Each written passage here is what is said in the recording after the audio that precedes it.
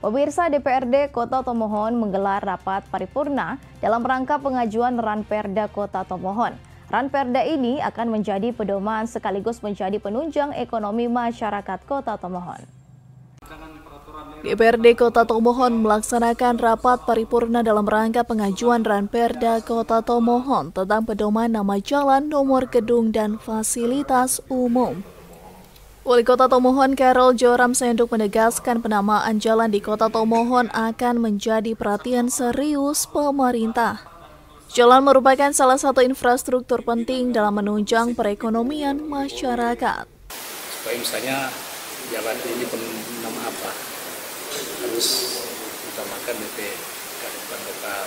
Ada yang menyikapi contoh yang kita masih banyak yang mantan-mantan hukum tua, lurah, nama jalan. Ada yang usul, kalau boleh Pak, kalau masih hidup ya dulu. Pak Wali dulu adanya di kertas-kertas itu mungkin yang meminta usul-usul melibatkan masyarakat meminta kenapa.